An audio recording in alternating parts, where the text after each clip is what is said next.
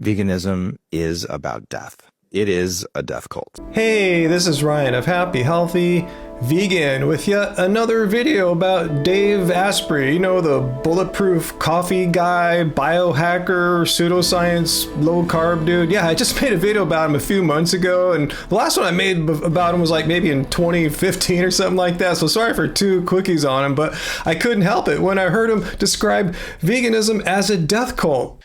Veganism is about death. It is a death cult. I mean, so much wrong there. I'm not even sure where to begin. But let's start with the very first thing he said there, that veganism is about death. I've never thought of it that way. I mean, we're against exploiting and killing animals for food, clothing, or any other purpose. That's what veganism is. But that's really pushing it, Dave, to say that veganism is about death. I see it as about life. We'd rather have animals live rather than be bred into existence and slaughtered so you could have a stupid hamburger. It is a death cult. So we're obsessed with death and we're a death cult. I mean, it sounds like we're some kind of crazy fanatics that want to kill ourselves or the world or something like that. I mean, that's what I think of when I hear about death cult. I'm not even sure what it means, so I had to look it up. It says a death cult is a group, often religious or political. Nope, it's not true. You can follow any religion or political way as a vegan that glorifies death. Nope, we talk about not killing animals, often to the point of violence or self-harm. Nope, we don't self-harm ourselves. That would be completely pointless.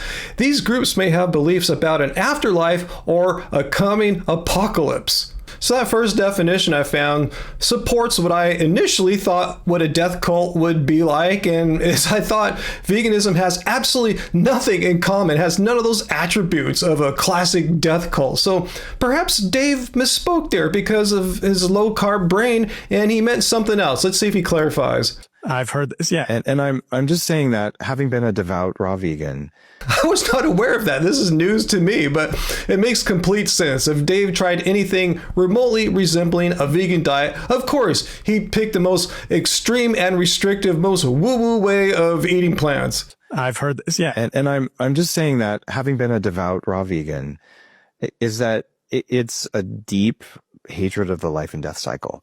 So that's what you learned from eating raw fruits and vegetables, that they have a hatred of the life and death cycle? Or are you saying this is true of all vegan diets, not just raw? But once again, what is he talking about here? What exactly is the life and death cycle? So I had to look it up. Okay, that's what I thought he's talking about. It's also known as the cycle of life. It's the natural process where living organisms are born, grow, reproduce, age, and eventually die. It's a deep hatred of the life and death cycle. I mean, come on, that's really pushing it there, Dave. I mean, this life and death cycle that you're talking about is a beautiful picture in nature, but you're not describing the kinds of meat that most people eat. Animals that are bred into existence by the animal agriculture industries, and they're exploited. These animals are exploited and eventually slaughtered so the animal agriculture industries can profit from it. So how is this some natural life cycle? It's completely exploitative. You're trying to stop it. Yes, we're trying to stop animal cruelty and exploitation, but I don't think any vegan is so delusional that they think the cycle of life somehow needs to end or something like that, like a lion's not going to hunt a gazelle or something like that. That's completely absurd. You're trying to stop it. Dave, what do you think people on a vegan diet eat? You should know this because you said you were a raw vegan at one point in your past. What do vegans eat? We eat plants. Are plants alive? Do I need to go look that up too? No, we know plants are alive. We're not trying to stop the life and death cycle. We're eating foods that are part of the cycle of life. We're just saying that humans, since we can eat a diet of all plants and get adequate nutrition from that, as long as you're not doing something stupid like raw, instead eat a balanced, sensible vegan diet, as these health organizations said we should do, that humans can eat only plants and not participate in animal cruelty and exploitation. We're not saying we are above, we transcend the cycle of life. That is completely absurd and a complete misrepresentation of any vegan philosophy I've ever heard in my entire life. But if you just do basic math on the number of deaths that gave you your Impossible Burger, it is much higher than a cow.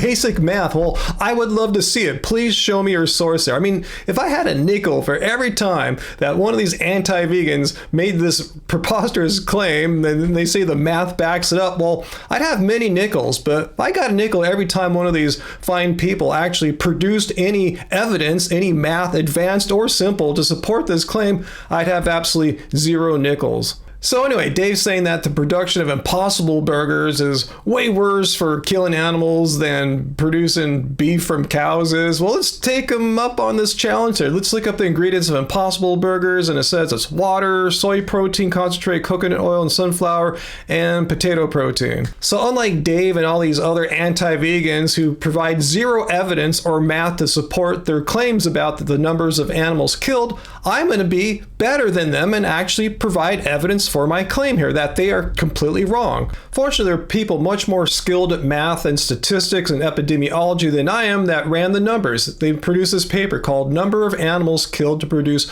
1 Million Calories in 8 Food Categories.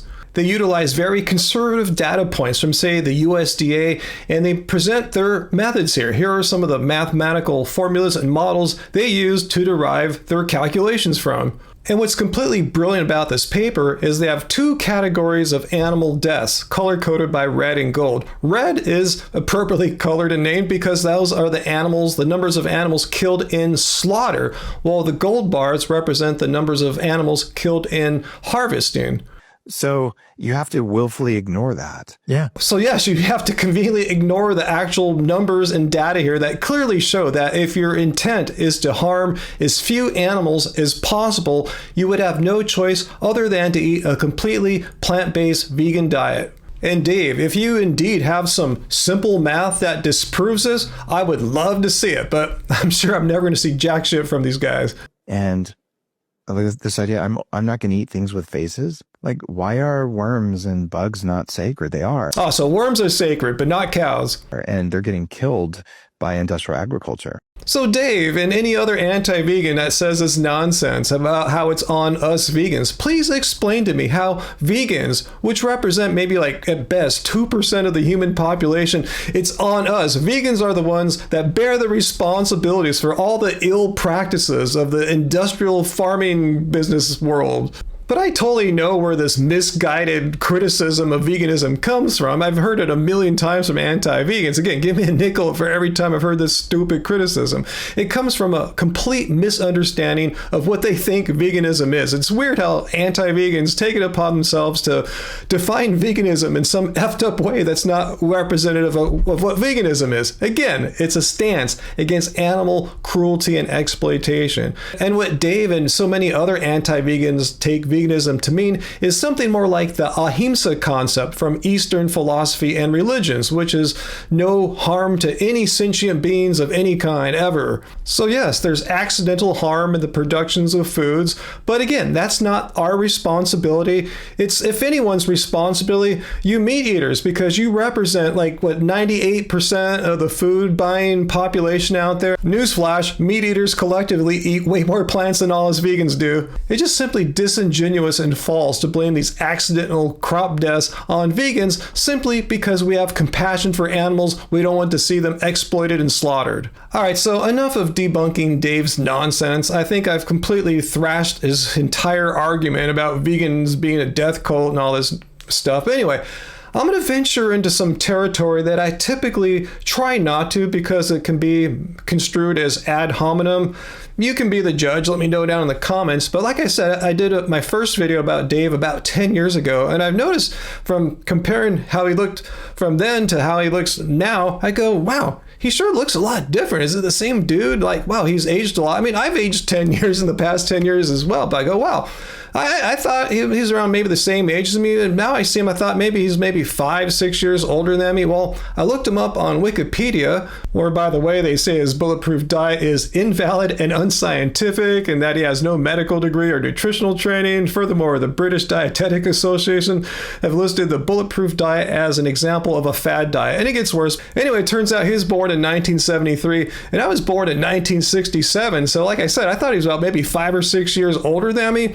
He's 5 or 6 years younger than me. And the only reason why I'm bringing this up is not to shame or do an ad hom or anything of the sort. It's simply because he is the product. He is the bulletproof coffee guy. He's known for being this biohacker. He's known for spending millions of dollars on his medications and all these things he takes to look younger and reverse aging and all this stuff. And here I am eating the supposedly deficient vegan diet that's part of a death cult. I'm not spending millions of dollars biohacking my biology. I'm just eating a balanced, sensible vegan diet, getting good exercise and sleep, taking care of myself. I think I'm doing pretty good. I think I look at least at the same age as Mr. Super Millionaire here. In fact, I personally think I look, like I said, I think he looks a little bit older than me. Again, not trying to age shame. I'm just trying to say, if the difference between me and him is all these millions and millions of dollars that he's done on the biohacking and this superior nutrition and supplement thing he's doing, I don't think he's getting his value from it. What do you think? Comment down below.